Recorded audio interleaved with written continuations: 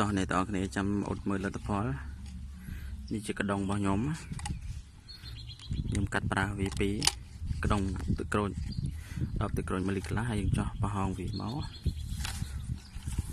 ចាប់តិច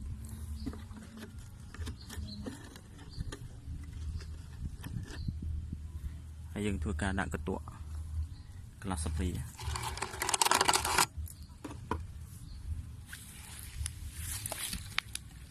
ដាក់ទឹកទៅកលុកវាល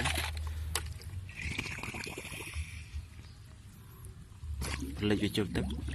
ជាមួយលទ្ធផល5 10នាទីក្រោយមកឥឡូវគ្រប់15នាទីយើងមកធ្វើការអ៊ុតទាំងអស់គ្នាតើវាចូលត្រីប្រមាណក្បាល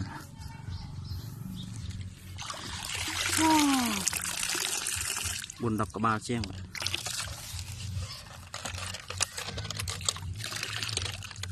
ទើបតែរយៈពេល15នាទីជួនកាលក៏វាចូលច្រើនជួនកាលក៏វាអត់ចូលដែរ